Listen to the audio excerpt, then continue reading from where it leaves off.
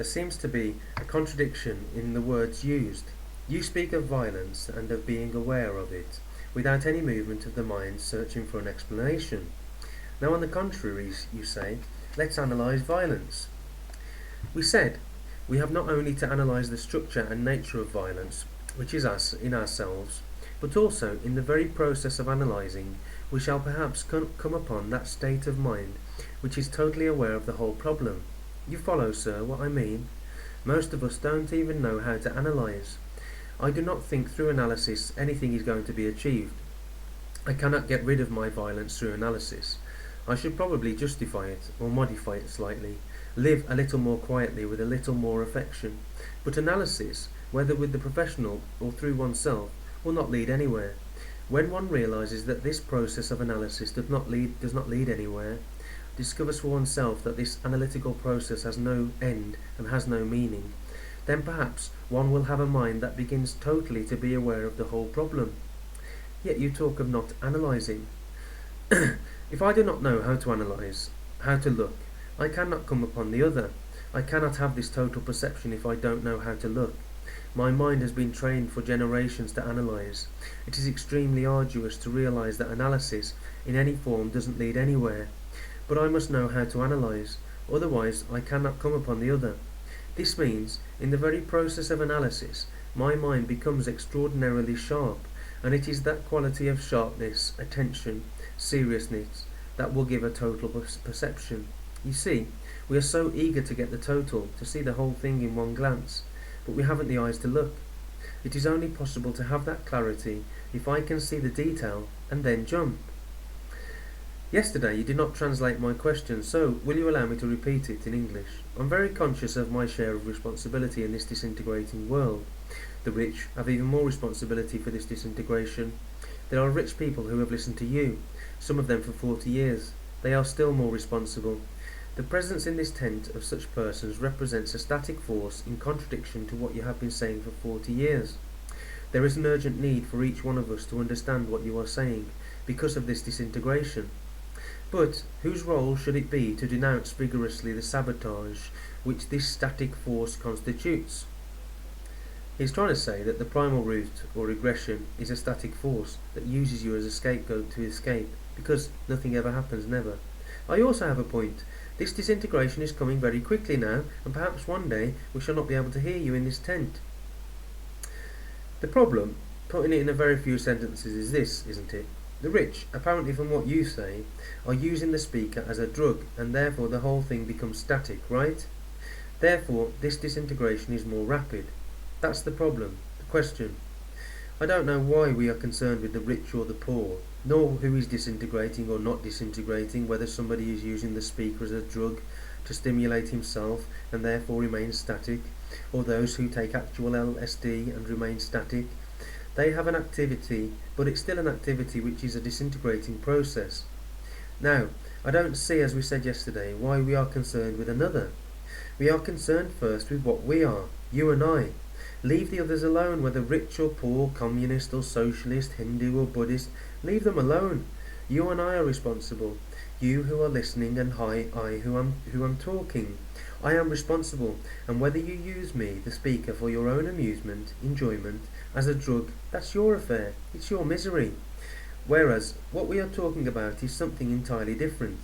We are not talking about the individual or the society.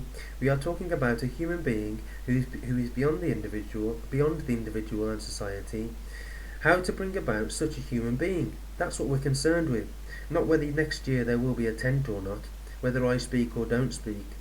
No, sir. What are we concerned with? Primarily, essentially, with bringing about a radical revolution in the human being, whether he is rich or poor, anybody. And if we lose our energy in saying, well, why haven't the people who have listened to you for 40 years changed? It's their affair.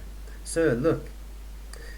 I believe the speaker has taught more than 40 years. It's my tragedy, not yours, and it would be a tragedy to the speaker if he was expecting something out of it, expecting people to change, to bring about a different society, a different way of life.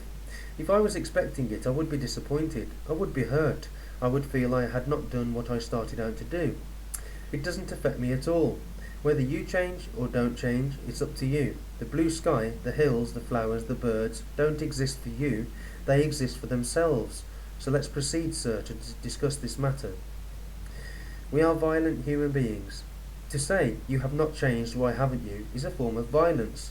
That's the communist way, which is to brainwash people to their particular ideology. We are not doing that here. It doesn't mean a thing to me to convince you of anything.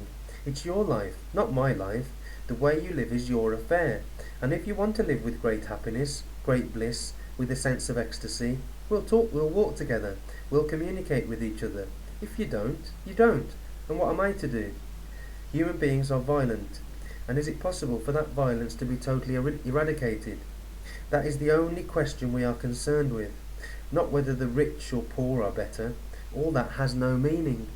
Now, is it possible for me and for you to end violence in yourselves, which means I must find out for myself what kind of violence there is in me? Is it defensive violence to defend myself? I defend myself through nationality, through the religion I belong to, through an ideology, whether it is communist or Catholic or Buddhist or whatever it is. The very process of defending and resisting is a form of violence. When a nation says, I defend myself only, such a concept obviously means I am prepared to fight. So, there is no such thing as defence and offence, because both contain in themselves violence. That's one form of violence. Then, there is a form of violence which is anger, in which is involved hate, jealousy, aggressive acquisitiveness, the demand to dominate, to possess. All those are forms of violence. Or, do you call violence merely killing another? Is it not violence when you use a sharp word against another?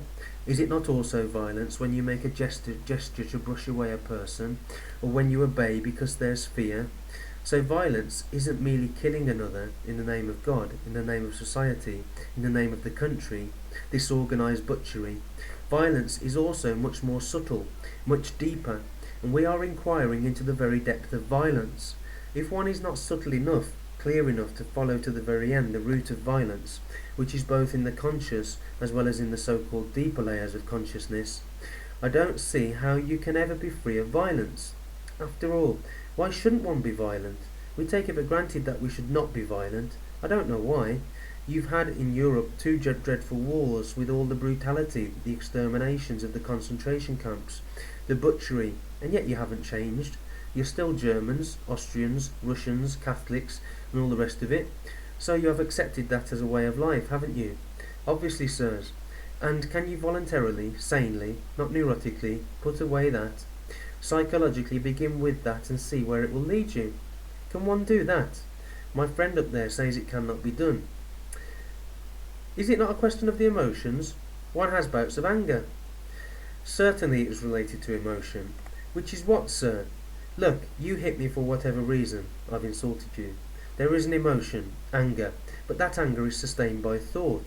Thought gives to the feeling a continuity. I hate you hereafter because you hit me. I want to hit you back. I'm watching, waiting for an opportunity to hurt you, which is all the process of thinking. Is it not rather the relationship of the emotions? That's only part of it. Take this whole thing, emotion, thought, the power to retain, which is memory. From that memory, my conditioned response is, I act. I am a Catholic, a communist. I have been conditioned that way, and if anybody attacks that, questions that, I get annoyed, angry, which is an emotional response according to my conditioning. We are saying, can one go to the very root of violence and be free of it? Otherwise we are not human beings. We shall live everlastingly in a battle with each other. If that is the way you want, which is apparently what human beings want, then carry on. But if you say there might be a different way of living, there might be a different process of responding to life, then we can discuss. Then we shall be able to communicate with each other. But if you say, well, I'm sorry, violence can never end, and then you and I have no means of communication. You have blocked yourself.